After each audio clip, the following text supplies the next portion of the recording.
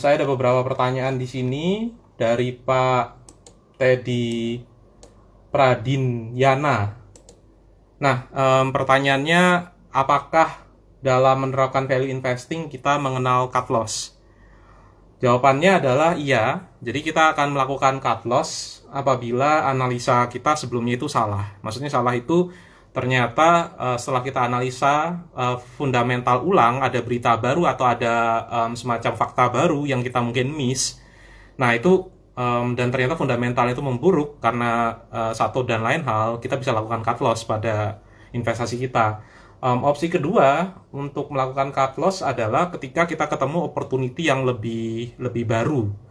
Maksudnya apabila kita investasi di saham A, kemudian saham A ini turun dan ada saham B yang lebih bagus, mungkin kalau kita nilai kualitasnya daripada saham A, turunnya jauh lebih dalam daripada saham A, maka kita bisa cut loss dan kita switch ke saham B tersebut.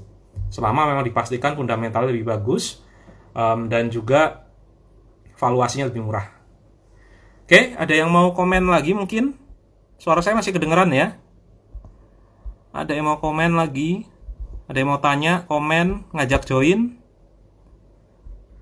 Ada? Silakan.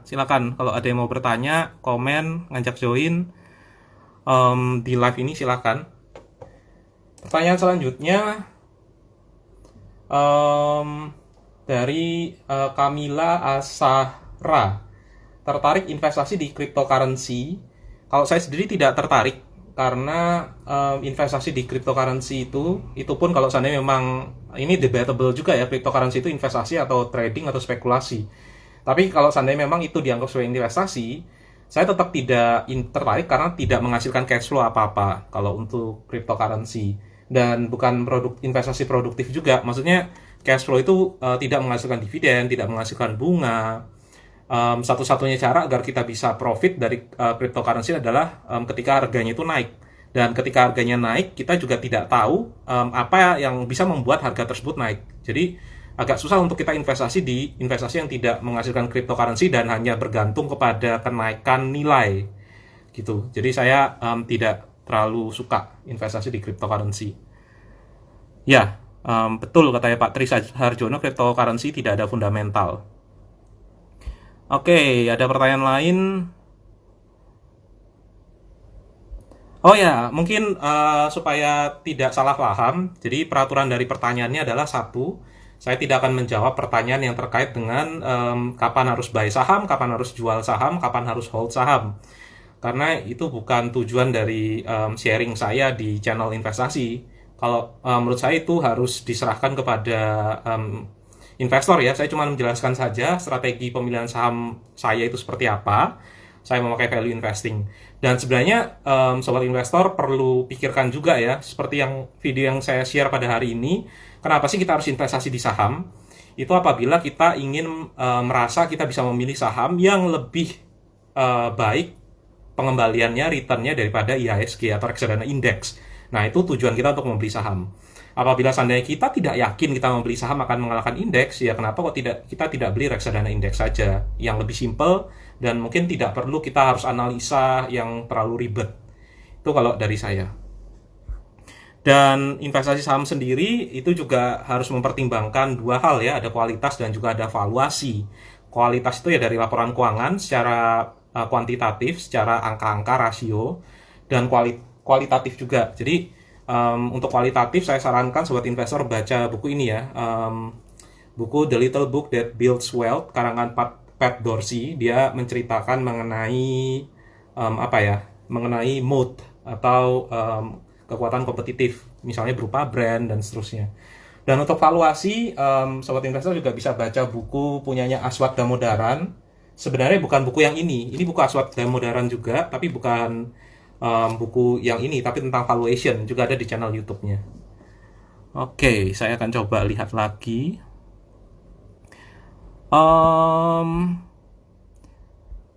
Atasan saya sempat ngajakin trading emas. Apakah itu bisa dijadikan investasi?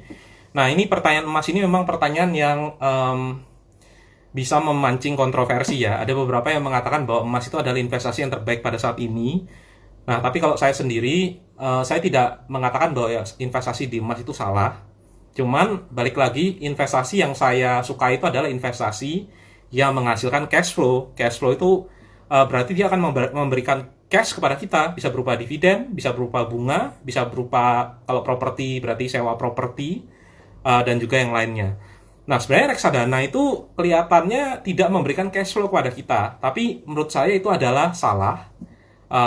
Karena kalau seandainya reksadana pasar uang contohnya ya, reksadana pasar uang itu sebenarnya di dalam reksadananya sendiri itu ada bunga deposito yang didapatkan dari pembelian manajer investasi. Jadi manajer investasi membeli deposito, kemudian deposito itu akan menghasilkan bunga. Nah, bunganya itu tidak dibagian ke kita langsung, tapi dimasukkan lagi ke dalam dana kelolaan sehingga asetnya membesar, returnnya meninggi. Jadi kalau seandainya ada yang investasi di deposito yang tipenya automatic rollover, ada ARO-nya, fasilitas ARO, bunganya itu diputarkan lagi untuk berikutnya ya. Seperti itulah reksadana. Sama dengan obligasi juga sama, saham juga sama. Dividen yang dibagikan oleh si saham yang dipegang oleh reksadana indeks atau reksadana saham itu akan diputarkan untuk memperbesar aset under management. Untuk bukunya kebalik tulisannya, iya, gimana lagi ya. Tapi nanti bisa dicek di IGTV saya. Ini buku-buku yang saya review, saya pinjam dari perpustakaan di mana tempat saya bekerja di OK Petra ya. Nah, nanti bisa dicek di IGTV saya. Oke, ini nggak ada yang berani live ini. Saya coba cek lagi pertanyaan-pertanyaannya. Di sini nggak ada fitur ngajak join, Pak. Atau saya yang nggak bisa nyeting ya. Oke, sebentar, cara nyetingnya gimana? Saya sambil bacakan pertanyaan-pertanyaannya aja ya. Oke, Mbak, malam Pak mau tanya bagaimana untuk atur reksadana indeks dan reksadana obligasi karena lihat grafiknya tidak selalu naik. Oke, untuk reksadana indeks dan obligasi sendiri memang investasi yang tidak seperti reksadana pasar uang, di mana kalau reksadana pasar uang tuh volatilitas atau naik turun harganya itu tidak terlalu nyaris hampir tidak ada ya. Jadi reksadana pasar uang karena isinya deposito mayoritas dan juga ada surat hutang tapi kurang dari 1 tahun, maka volatilitas naik turunnya nyaris tidak ada. Kalau obligasi ada volatilitasnya, naik turunnya ada, itu tergantung dari berbagai macam hal ya, ada suku bunga, kemudian USD dan seterusnya. Tapi untuk obligasi jangan khawatir akan selalu naik. Kenapa? Karena setiap bulan obligasi yang dipegang oleh si reksadana obligasi itu akan memberikan bunga atau kupon kepada aset under management. Jadi bisa jadi di suatu hari dia akan turun, tapi nantinya secara bertahap itu akan naik. Itu kalau reksadana obligasi. Dan idealnya adalah 2 sampai 3 tahun untuk reksadana obligasi. Nah, yang menjadi masalah itu adalah reksadana indeks, di mana reksadana indeks itu volatilitasnya itu memang benar-benar agak kita bisa bilang liar dalam tanda petik. Jadi harus sampai jangka waktunya itu harus agak panjang, mungkin lebih dari 3 tahun bahkan 5 tahun. Oke, um, mau tanya Pak, kenapa ada reksadana obligasi yang mendapatkan dividen? Ada, ya memang ada. Karena memang kebijakan dari si reksadana sendiri itu bisa ada dua. Bisa membagikan sisa hasil usaha, nanti bisa dicek di prospektus ya. Reksadana itu bisa membagikan sisa hasil usaha melalui dividen. Ada juga yang memilih untuk keep, supaya NAB per unitnya itu akan naik. Sebenarnya kalau bagi dividen dan tidak bagi dividen menurut saya sama-sama aja. Karena ketika bagi dividen, NAB-nya akan turun sesuai dengan dividen yang dibagikan. Ketika tidak bagi dividen, ya OM-nya naik, gitu aja. Bedanya yang satu ada di kantongnya si dana kelolaan, yang satu nanti masuk ke kantongnya kita. Apakah Bapak tertarik dengan obligasi ORI 17? Nah, ini sorry to say, ORI 17 salah satu investasi yang sangat aman, itu kalau menurut saya. Dan dengan berinvestasi di ORI 17, itu kita bisa membantu negara. Tapi sampai saat ini saya masih belum pernah berinvestasi di ORI 17. Karena saya bukan tidak mau membantu negara, tapi saya tidak mencari instrumen investasi yang resikonya tuh nol. Tidak, saya masih oke dengan investasi yang resikonya ada sedikit. Tapi bukan berarti ORI 17 investasi yang jelek, karena nyaris semua reksadana pasti punya yang namanya surat utang negara. Ini ada yang mau ke video ya, saya coba cek. Oke.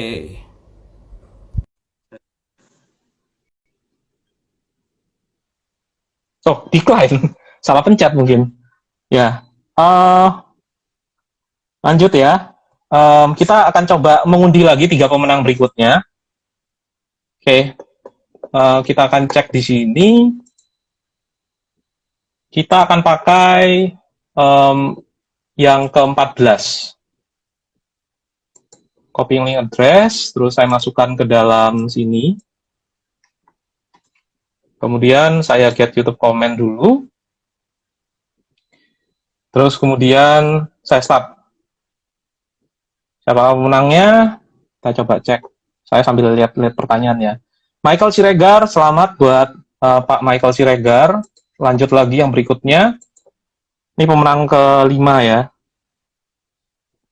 Pertanyaan dari Pak Tri Sarjono, sudah berapa lama berkecimpung di dunia investasi? Sharing dong pengalaman terburuk selama berinvestasi. Halo Pak Tri, bersama alumni yang ada di baju saya ini.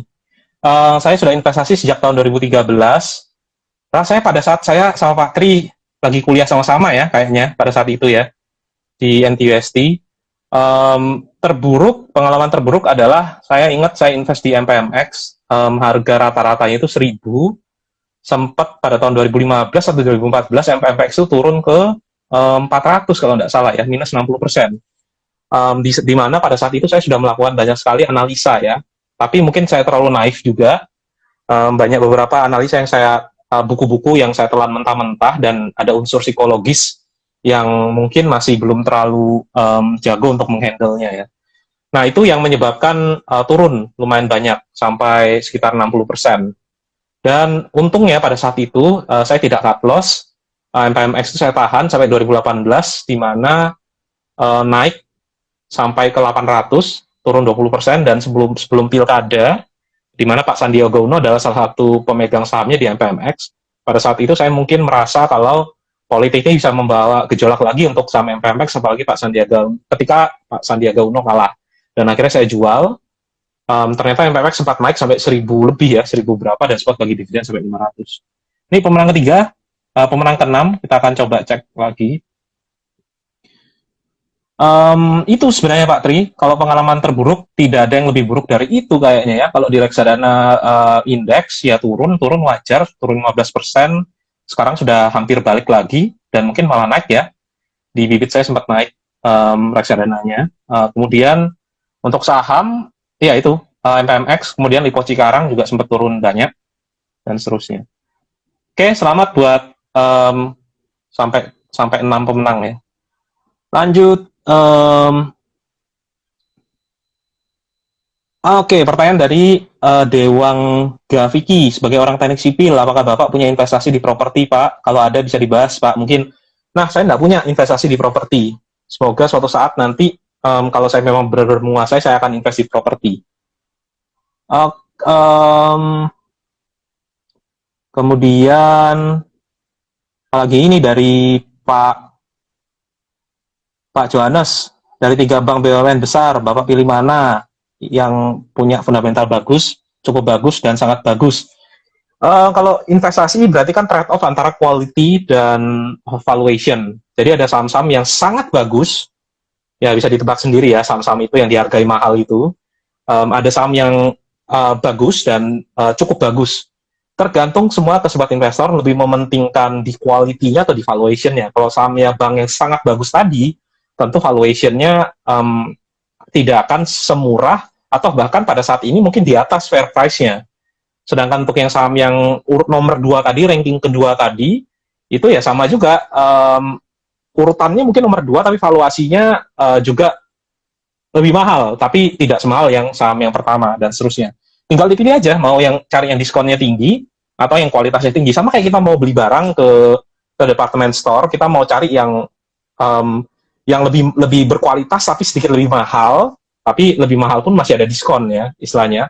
Atau yang kualitasnya nomor 2, tapi diskonnya lebih besar. Itu up to investor. Selalu hadir, Pak. Oke, siap. Pak Pranoto, pertanyaannya, cara kerja harga saham itu bagaimana ya? Apakah dipengaruhi dari transaksi jual beli? Nah, harga saham itu sebenarnya simple. Ketika ada transaksi terakhir yang terjadi, misalnya buyer dan seller yang terjadi suatu transaksi, misalnya let's say saham bank BRI, BBRI gitu ya, transaksi terakhir di 3.150, maka itu akan menjadi harga sahamnya pada detik itu. Nah, ketika di detik lain itu terjadi transaksi, maka harga sahamnya berubah ke harga transaksi tersebut. Ini ada request live dari Pak Dean. Oke, silakan Pak Dean. Di decline, kepencet mungkin. Ya, yang lain,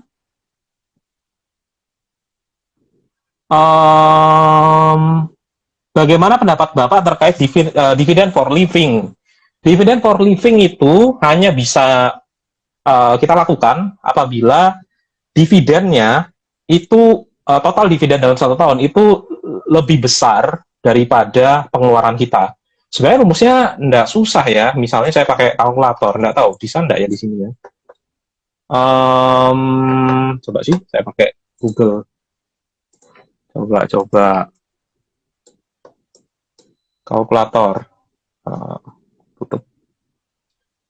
Nah, coba tentukan aja pengeluarannya berapa. Misalnya pengeluaran setiap 1 bulannya itu 10 juta, kemudian saya kalikan dengan 12, atau 5 juta ya.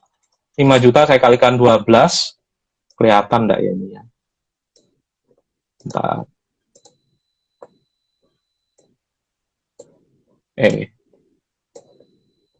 5 juta dikalikan 12. Nah, ini kan ketemu 60 juta. Nah, di 60 juta ini dibagikan aja. Misalnya ya, dividen rata-rata dividen persentase dividen dari saham yang dipunya itu rata-rata misalnya 5%, misal. Saya tinggal bagikan aja 5%. Jadi Bapak harus punya 1,2 M saham-saham yang kalau di total itu menghasilkan dividen yield sebesar 5%. Jadi tergantung, kalau seandainya memang tidak punya aset sebesar itu ya tidak bisa. Lanjut, pertanyaannya apa lagi nih? Sorry ya, yang kalau kelewatan ya, bukan berarti saya tidak mau tidak ini, tapi memang betul-betul kelewatan karena ada banyak yang nanya. Ini ada yang minta join live lagi, Bu Siti.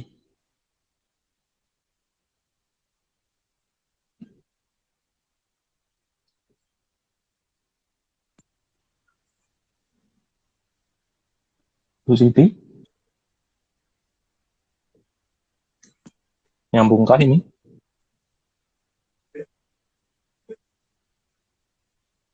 Halo? Ya, masih belum nyambung. Oke, sambil nunggu Bu Siti nyambung ya, saya akan coba bacakan pertanyaan lagi. Pak, tolong ajarkan cara hitung return keseluruhan investasi selama 1 tahun, termasuk unrealized paper L. Itu sebenarnya bisa pakai Excel, Bu Margaret.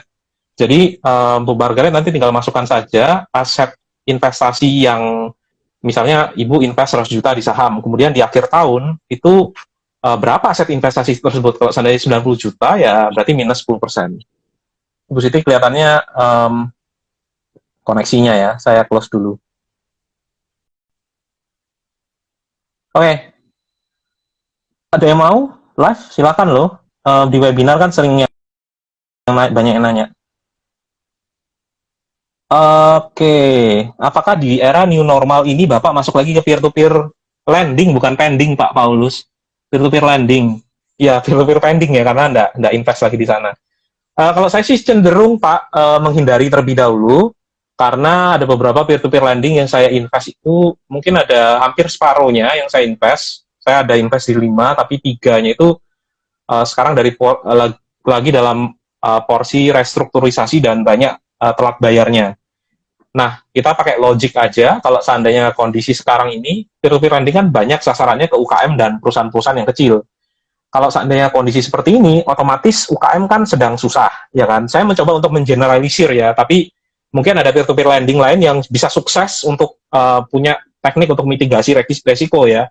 Ya it's okay bagi peer-to-peer lending tersebut ya. Saya cuma coba memaparkan kondisinya seperti apa secara global. Kalau menurut saya resiko gagal bayarnya malah tambah meningkat kalau di kondisi pandemi seperti ini. Itu kalau menurut saya ya, sehingga saya coba untuk menghindari terlebih dahulu. Kenapa juga saya tidak terlalu merasa menyesal, karena ketika peer-to-peer lending ini selesai pandeminya, bunganya mungkin tetap sama, returnnya mungkin yang dulunya 16%, mungkin ya tetap nanti setelah pandemi juga tetap 16%, atau 14% juga tetap setelah 14%. Tapi kalau saham, kesempatan ini mungkin terjadinya hanya 5 atau 10 tahun sekali. Nah, ketika nanti kondisi ekonomi sudah balik normal, ya kita tidak akan menemukan harga-harga saham yang bisa turun 20 atau 30% dari harga wajarnya. Nah, itu yang saya coba manfaatkan kondisi seperti itu. Oke, lanjut. Nanti bagi yang merasa mau pertanyaan mau dijawab, belum dijawab, nanti bisa di copy paste lagi ya. Oke, Pak Den, Zaki, Pak Dodi, sebelumnya saya mau terima kasih sudah diberikan kalkulator saham yang kemarin di-share bermanfaat. Terima kasih Pak Den. Sekalian saya juga mau menjelaskan pada sobat investor yang mungkin masih baru, bisa dicek di link di bio saya di Linktree. Itu nanti ada 2 kalkulator, satu spreadsheet investasi, itu isinya berbagai macam kumpulan Excel yang saya gunakan pada saat saya menjelaskan video. Mulai dari episode 30, 31, 32, 34 di webinar, dan satu khusus kalkulator saham.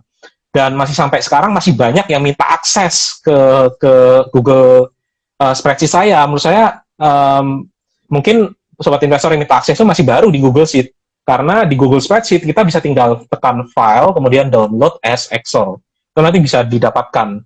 Jadi nggak perlu harus minta akses untuk edit, nanti malah tambah kalau saya kasih akses nanti malah semua rumus-rumusnya kacau ketika salah pencet gitu ya. Kayaknya panas ya Pak. Oh ya panas mungkin. Pak Jericho, mungkinkah reksadana indeks jadi overvalued? Mungkin sekali, Pak. Kalau kita lihat nanti IHSG misalnya ya, breaking all time high, kemudian naik berapa puluh persen dari 6.600 gitu. Padahal mungkin kondisi perekonomian, pertumbuhan GDP, dan segalanya itu naiknya tidak sama tingginya dan kenaikan indeks. Itu bisa dibilang sedikit overvalued.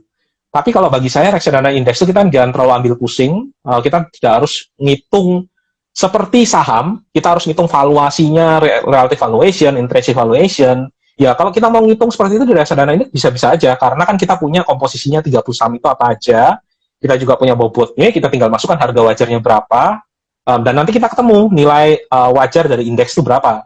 Tapi itu akan mengurangi esensi dari investasi di reksadana indeks yang simple dan santai. Nah, itu esensi dari reksadana indeks. Kalau kita capek-capek ngitung harga wajar, ya sebaiknya kita investasi saham aja. Itu menurut saya. Jadi kalau kita nggak mau capek, orangnya nggak mau mikirin banyak-banyak, ya kita investnya di reksadana indeks, nanti kita mungkin nanti lihat aja IHSG-nya. Kalau seandainya IHSG breaking all time high, mungkin yang porsi membeli reksadana indeks kita dulu tuh 1 juta per bulan, kita bisa kurangi menjadi 500.000 per bulan, 500.000-nya masukkan ke reksadana pasar uang. Jadi ketika reksadana indeks koreksi, ya kita bolehlah tambah lebih banyak lagi. Itu kalau menurut saya ya. Jadi overvalued pun kita mau invest tetap tidak masalah. Cuman terserah dari sobat investor. Kalau misalnya mau investnya cuma 50% dari sebelumnya, ya silahkan. Oke. Pada Pak, mana yang lebih mempengaruhi harga saham antara fundamental atau isu dari berita, Pak? Nah, ini bagi sobat investor yang masih baru di saham, untuk jangka waktu pendek, 1 bulan atau mungkin 3 bulan ya, pergerakan jangka pendek itu akan memang dipengaruhi oleh isu. Tapi kalau untuk jangka panjangnya, itu nanti akan dipengaruhi oleh fundamental. Itu yang saya bisa ceritakan kepada sobat investor. Misalnya ya, kita bisa cek aja. Misalnya saya sebut saham gitu ya. Atau nggak usah lah, nanti nggak enak gitu. Sebut ticker. Lanjut. Halo Bu Siti, akhirnya. Pak Jericho, peer-to-peer lending A, TKB 90%-nya sudah di bawah 95%. Iya pasti, beberapa peer-to-peer lending kalau sudah gagal bayar, yang meningkat ya pasti TKB-nya akan turun lebih dari 90 hari. Saya di peer-to-peer lending tersebut juga banyak yang gagal bayar. Banyak yang telat bayar, lebih dari 90 hari. Oke, lanjut. Pak, data fundamental online yang bisa dikombin dengan data price Google Finance, biasanya ambil dari mana ya Pak ya? Kalau Google Finance tuh nanti kita ada fungsinya untuk bisa menemukan nilai, misalnya nilai saham. Jadi saya kalau di spreadsheet saya pakai rumus Google Finance, atau Google Finance rumus atau apa ya ini ya? Sorry, saya nggak paham. Mungkin diulangi lagi diulangi lagi pertanyaannya. Yang pasti kalau di Google Finance itu kita bisa masukkan ke rumus sama dengan Google Finance dalam kurung tickernya kita masukkan IDX titik dua apa gitu, BBCA atau BBRI atau apapun, koma price. Nanti akan keluar muncul harganya. Itu saya rasa bisa di googling ya rumus-rumusnya. Lanjut pertanyaannya yang lain. Peer-to-peer kebetulan pakai ini ya. Peer-to-peer ada banyak, ada 100 lebih. Jadi silakan dicek satu-satu. Oke, ini ada yang mau live. Pak Pascal, Andreas.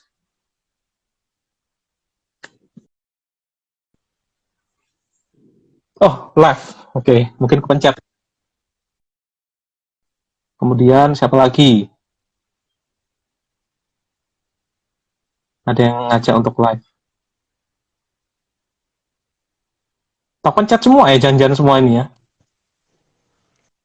Ya, Pak Karisma ya. Selamat malam, Malam, Pak. Gimana, Pak? Pak. Pertama Sehat-sehat? saya terima kasih sebelumnya udah banyak sharing nih di Google-nya Spreadsheet maupun di YouTube-nya. Mm-mm. Oke. Pertama saya mau tanya ini, Pak. Eh, Kemarin kan Bapak udah nunjukin portonya tuh, ya lumayan Mm-mm. gede juga, masih minus juga ya. Mm-mm. Gimana sih, Pak, untuk apa biar nggak emosi kita itu lihat angka terus sampai akhirnya CL, walaupun kita tahu sebenarnya uang itu sebenarnya ya belum kepake-kepake banget sih.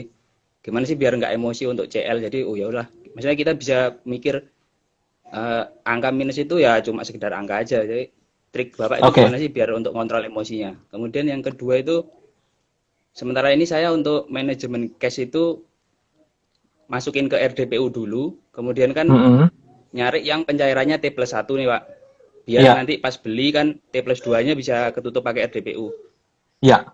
Nah, kalau Pak Dodi sendiri kira-kira manajemen cash-nya gimana nih kalau untuk pembelian saham biasanya? Oke, Cukup, Pak. terima kasih, Pak. Makasih. Jadi yang pertama tadi, yang tentang bagaimana cara kita ngelihat minus ya, Pak ya. Ini saya bicara jujur aja, Pak. Jadi itu tidak akan bisa kita pelajari dengan cepat.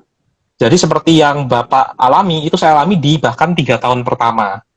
Jadi yang kita lakukan adalah kita lalui saja, maksudnya bersama-sama. Kalau seandainya misalnya memang Bapak tidak tahan dan ternyata cut loss, itu anggap sebagai pelajaran. Jadi menurut saya ini sangat wajar karena psikologis itu tidak seperti kita itu kalau ini cerita mahasiswa ya.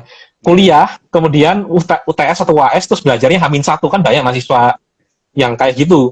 Nah, kalau di emosi itu kita nggak bisa seperti itu, Pak. Jadi, nah, salah satu cara untuk kita menghindari itu, kita tidak buka ini apa running trade itu kita tidak buka, aplikasi kita tidak buka.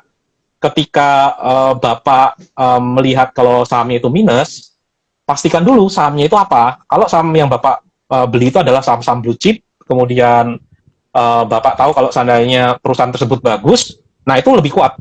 Tapi yang agak memang susah dikendalikan adalah ketika saham yang kita beli itu saham-saham yang bukan blue chip, saham-saham second liner, bahkan third liner, kemudian minus. Nah itu yang memang kadang-kadang kita akan menduga-duga apakah kita itu salah analisa atau enggak. Nah itu yang perlu apa ya? Ya kita nanti cut loss atau enggak cut loss pun nanti Bapak akan belajar. Saya pernah ketika cut loss kemudian sahamnya naik dulu pernah. Saya ceritakan di video saya di ASA ya. Beli di 150 kemudian ke 125 saya cut loss, kemudian terbang sampai ke 700, sekarang mungkin di 500-an. Tapi ada juga saham yang saya tahan-tahan, pada akhirnya sudah 3 tahun berjalan itu minusnya masih 50-60%. Jadi itu semua adalah bagian dari pembelajaran kita dalam investasi. Makanya selain itu, selain kita tadi satu belajar, kemudian dua kita pilih sahamnya memang benar-benar, yang ketiga kita diversifikasi, Pak. Jadi nggak boleh cuma hanya ada satu saham aja. Nah itu yang membuat nanti mental kita tuh bisa kuat kalau misalnya kita diversifikasi 5 sampai 10 saham atau mungkin 15 saham gitu ya, atau ya tengah-tengah lah 10 saham gitu ya. Kalau tergantung juga dana kelolaannya ya seberapa banyak, maka kita akan ada rasa aman. Ya cuman kalau terlalu banyak diversifikasi, jeleknya adalah ide brilian kita, satu ide brilian kita itu mungkin ketika naiknya sampai 2 kali lipat uh, tidak akan memberikan banyak ke portfolio kita. Yaitu jeleknya diversifikasi dibandingkan konsentrasi. Tapi kalau konsentrasi sekali kita sudah jatuh ya jatuh terus, jatuh banyak gitu. Nah, kemudian yang kedua, Pak, yang kedua tadi tentang apa ya, Pak ya? Saya bisa diulang lagi. Oh, cash ya, cash. Oke. Tentang cash, di sekuritas saya di Mirai itu diizinkan untuk kita itu sampai 2 hari kalau nggak salah ya Pak ya. Nah, saya memang ada di RDPU, juga ada di tabungan yang high yield saving di bank kecil yang bunganya itu bisa sampai 4% per tahun. Nah, ketika seandainya saya memang pada saat itu nggak ada cash di dalam di dalam akun saham saya, ya saya biarkan minus gitu. Kemudian di besok harinya saya isi kembali dengan cash saya. Nah, pembelian saya biasanya itu bertahap. Mungkin nanti detailnya ada di episode ke-35. Saya bagi menjadi 3 tahap entry ya. Jadi margin of safety-nya, diskonnya itu levelnya berapa aja? Misalnya 30%, 35%, 40%. Jadi ketika margin of safety-nya 30%, ya saya beli dulu. Mungkin 40% dari total yang saya ingini gitu ya. Jadi kalau seandainya saya mau satu saham ini ada di 10-20% dari total portfolio saya mungkin beli dulu 40%-nya atau 50%-nya. Nah, ketika turun lagi, saya beli lagi, mungkin masukkan lagi 25%. Beli lagi, masukkan lagi 25%. Nah, prinsipnya adalah saya setiap kali saya akan coba mempertahankan level cash saya di antara 20 sampai 35%. Kurang lebih itu, Pak. Jadi saya pastikan saya akan selalu ada cash antara 20 sampai 35%. Jadi ketika ada saham yang bagus, saya masih punya cash. Kurang lebih seperti itu. Menjawabkah, Pak? Menjawab ya? Oke. Terima kasih, Pak. Saya close ya. Oh ya, sudah live. Ya, yang live. Saya cek lagi yang live ya.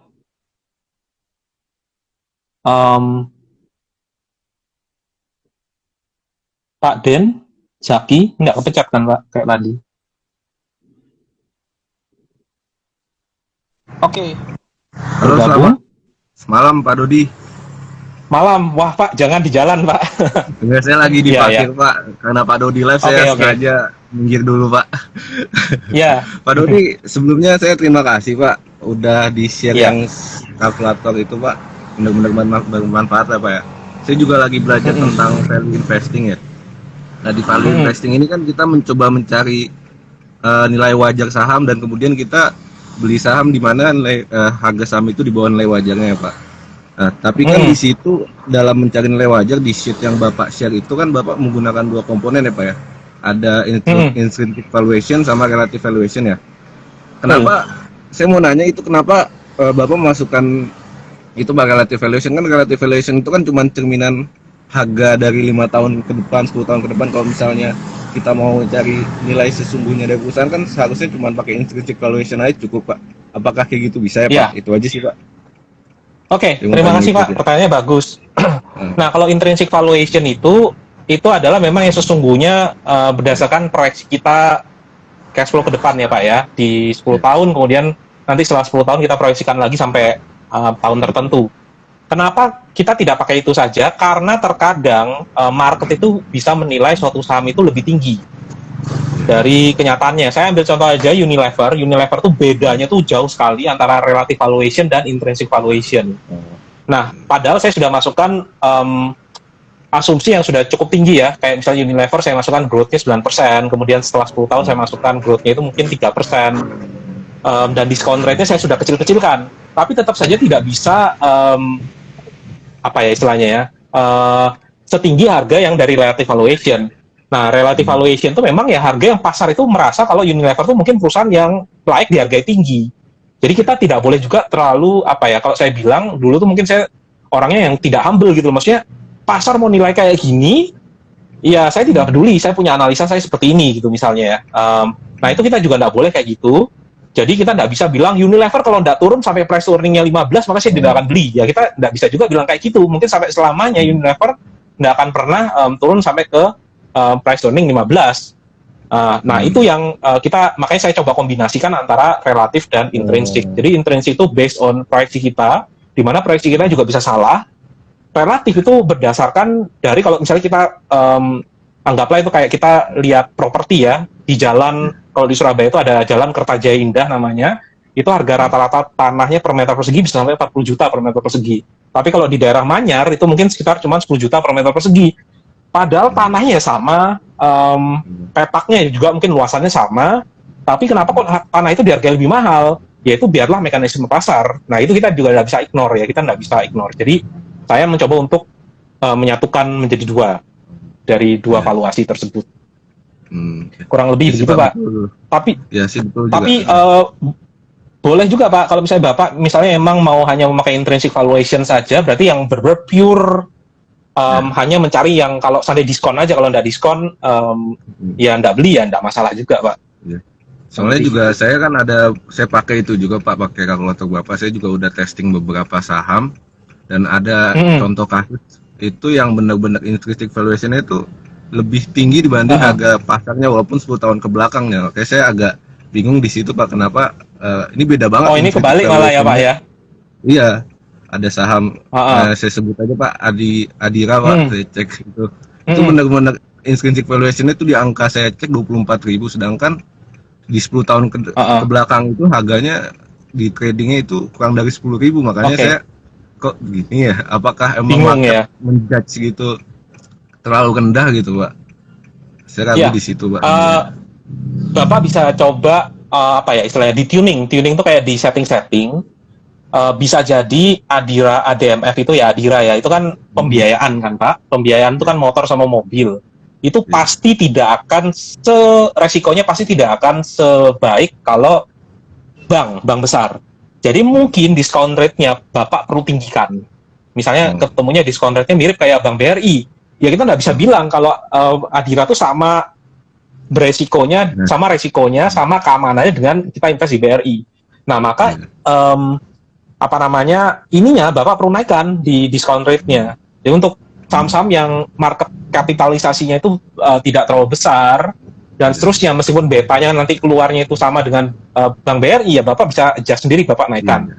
Atau opsi kedua bisa jadi growth-nya, pertumbuhannya itu tidak akan tinggi. Itu bisa juga, Pak, karena kan dia bagi dividennya kan cukup besar. Jadi bisa jadi growth-nya itu tidak terlalu tinggi. Nah, mungkin kita bisa adjust growth-nya, mungkin kurang dari 5% growth-nya dan seterusnya, Pak. Mungkin itu yang bisa saya sampaikan. Kalau melencengnya terlalu jauh dan itu adalah saham-saham second liner, itu memang perlu hati-hati, Pak. Jadi perlu kita turunkan lagi asumsinya kita. Gitu kurang lebih, Pak. Jadi Oke, Pak, dua terima ini kasih tuh banyak, kita Pak. pakai untuk saling cross check, Pak. Iya. Oke Pak, terima kasih banyak Ya. Pak, bermanfaat ilmunya. Ya. Semoga sehat selalu, sukses selalu Pak Dodi. Ya, sukses juga ya, Pak ya. Iya, terima kasih Pak. Makasih. Oke, lumayan ada. Lanjut. Saya akan coba balik lagi ya ke sini. Jadi saya akan menentukan pemenang ke nomor 789. Saya pakai yang episode ke-15.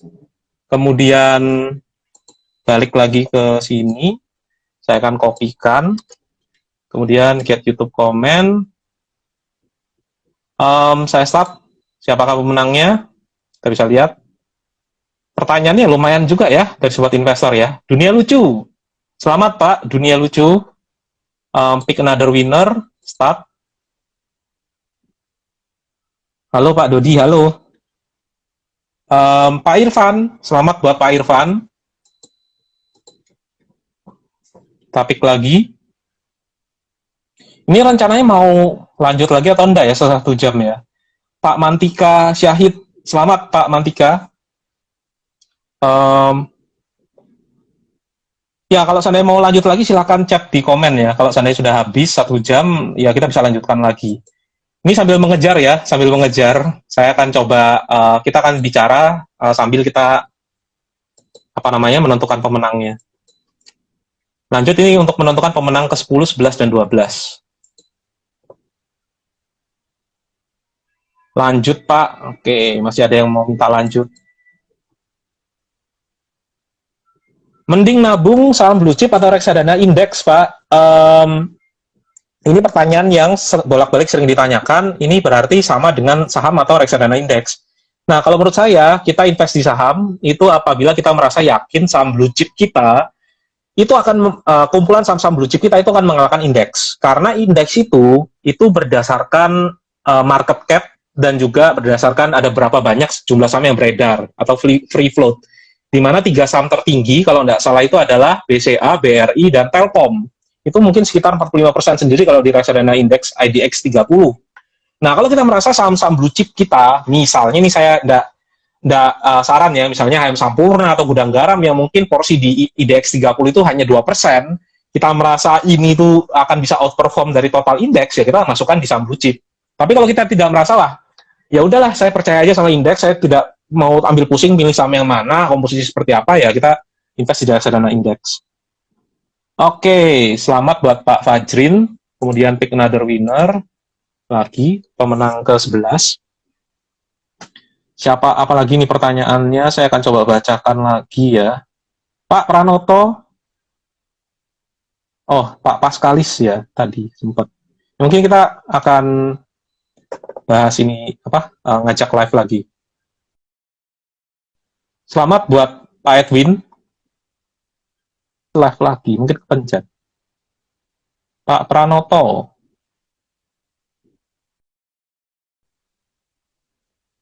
kita pick pemenang lagi ya.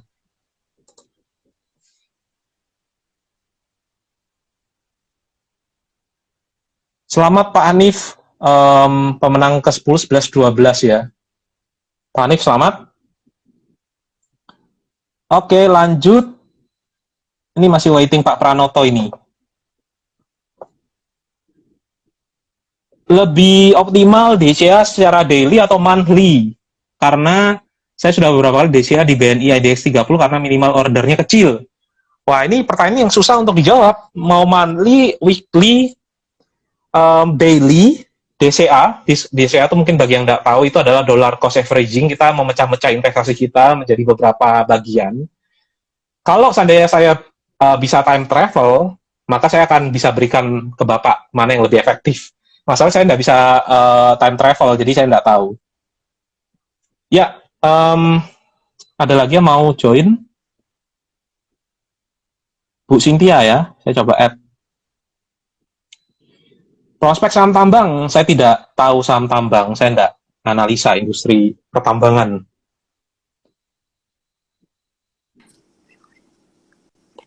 Halo. Halo Pak. Bu Cynthia. Iya, halo Pak. Ya. Saya mau nanya Pak. Jadi kan sekarang saya kebetulan ada di Jepang nih Pak. Saya lagi studi juga sama kayak kasusnya Bapak dulu nih. Nah saya mau nanya, dulu ketika Bapak investasi itu, Bapak investasinya gimana ya? Kirimnya dari Taiwan ke Indonesianya itu kayak gimana ya? Per bulan kah atau lamsam kah gitu? Oke. Maksudnya kirim uang untuk top up investasi ya Bu ya? Iya betul Ham. Iya. Kalau di sana kan ada remittance. Kebetulan dulu saya sempat kerja di toko Indo lah di sana untuk bantu-bantu pengiriman uang. Jadi memang saya selalu menyisihkan ya, kalau misalnya memang ada uang yang saya bisa sisihkan untuk investasi, saya biasanya kirim ke pengiriman uang. Nggak akan langsung banyak ya Bu ya, karena saya dapatnya, jadi kan dapat beasiswa dan monthly stipend, jadi istilahnya dapat uang dari research-nya profesor dan dari universitas, itu saya sisihkan sebagian, kemudian saya kirim per bulan Bu, kurang lebih seperti itu. Jadi rutin tiap bulan gitu ya? Saya sih mikirnya kayak rutin tiap bulan.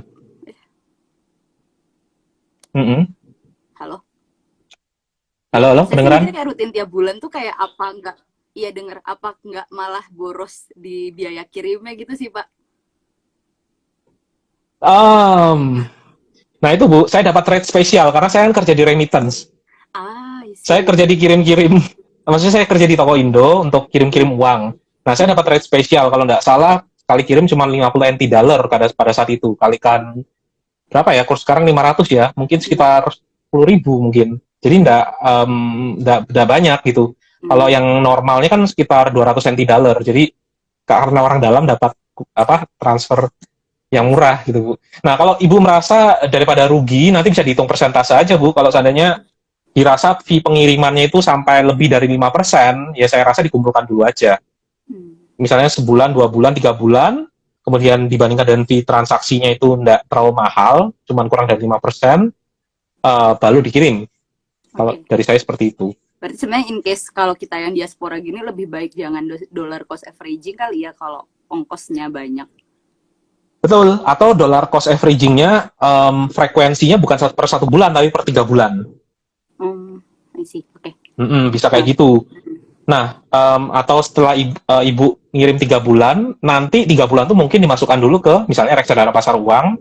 Tiap bulannya nanti dipecah jadi 3, Bu. Jadi 3 bulan tadi masukkan ke reksadana pasar uang, 1 bulan dimasukkan misalnya ke reksadana indeks, 1 bulan lagi dimasukkan lagi ke reksadana indeks dan seterusnya. Itu juga bisa. Atau langsung 3 bulan tadi langsung dimasukkan ke reksadana yang dimau, itu juga bisa juga. Oke, itu Gitu pertanyaan saya kurang yang lebih. pertama. Terima kasih, Pak. Lalu Hmm, saya juga pernah nanya nih, Pak, sebenarnya untuk Bapak dulu. Ketika saya kan kemarin ibaratnya nabung di masa beli saham di masa pandemi. Lalu kan saya udah ngitung fair hmm, value-nya gitu. Nah, kan cepet banget nih ya, Pak kita mendapatkan fair value-nya ketika saya tuh dapat investasi ketika lagi di bottom dan kayak cepet banget lah intinya saya dapat ke fair value-nya. hmm, Terus saya ngerasa kayak saya kan mau value investing nih, tapi kok kesannya saya lihat 1 bulan sesudah saya investasi aja kok saya sudah mendapatkan fair value-nya dengan cepat gitu. Padahal saya benar-benar suka hmm, sama kan Bapak ngasih perusahaan 3 opsi itu. gitu. Iya, Bapak ngasih 3 opsi tuh Hmm. langsung jual aja atau enggak kalau percaya kalau memang growth-nya akan terus tumbuh ya hold terus. Nah, cuma pertanyaan saya nggak tahu gimana nih caranya saya tahu si perusahaan itu apa ya fair value-nya akan terus tumbuh setiap tahunnya itu gimana cara tahunya, Pak? Oke, jadi value investing itu memang ada 2, Bu. Satu untuk perusahaan yang sangat bagus sekali, seperti yang tipenya Warren Buffett. Jadi kita bisa bilang itu perusahaan itu compounder. Compounder itu perusahaan yang punya kemampuan untuk setiap tahunnya menaikkan sales atau menaikkan laba. Misalnya ya, karena saking besarnya perusahaan itu kita bisa bilang anggaplah bank BCA atau BRI ini bukan rahasia umum ya. Kalau 2 bank ini bank-bank yang terbaik di Indonesia. Dengan ada laba kan dibagikan ke kita melalui dividen dan ada laba yang ditahan. Nah, dari laba yang ditahan tadi, apabila dia gunakan untuk membuka kantor baru atau memasukkan lagi ke dalam kredit yang baru dan itu bisa compounding, labanya bisa meningkat. Nah, itu kita bisa bilang ini adalah salah satu ciri-ciri perusahaan compounder, perusahaan yang bisa um, laba yang ditahan itu bisa diputarkan kembali sehingga menghasilkan laba yang baru. Nah, ciri-cirinya adalah Ibu lihat apakah dia market leader di dalam industrinya. Market leader itu artinya ya apakah memang dia itu memang nomor 1 di perusahaan itu sehingga dia ketika ada kompetitor yang masuk dia tidak mudah untuk apa namanya kalah gitu. Nah, ini kita bisa baca di buku-buku yang tentang ini. Ini salah satu bukunya Pat Dorsey.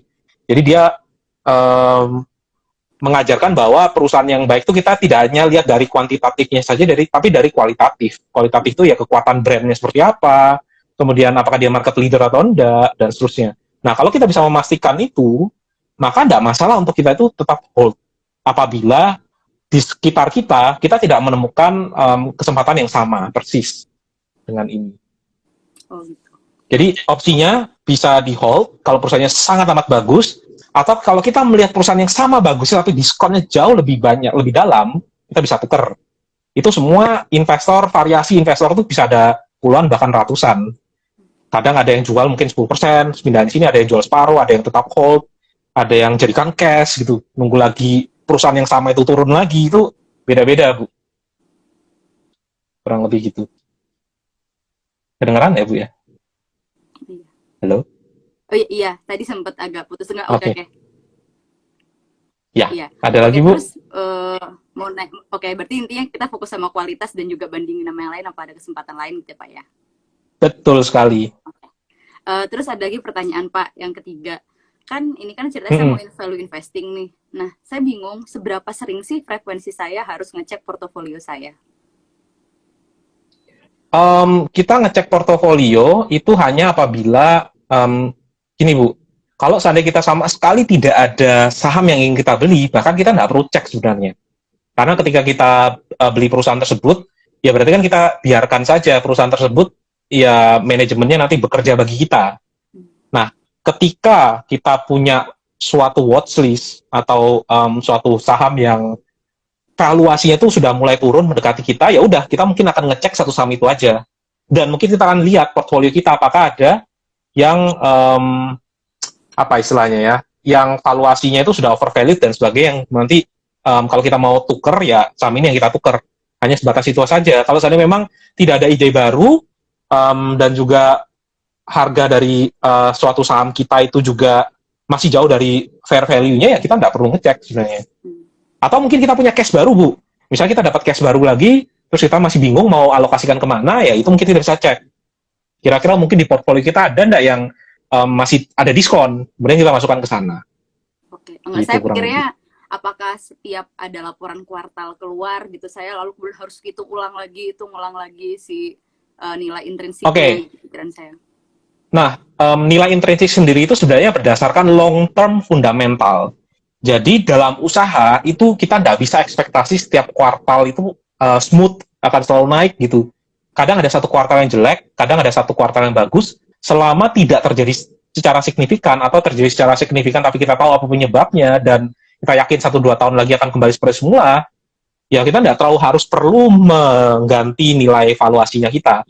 Karena valuasi itu kan bukan satu poin yang pasti, tapi dari range ya, antara nilai misalnya 10.000 sampai 12.000, bisa kadang di 10.000, bisa di 12.000, bisa di tengah-tengah. Karena kan semua berdasarkan estimasi. Kayak di intrinsik kan kita valuasi growth-nya beda-beda aja, kita proyeksi growth beda, maka nilainya beda.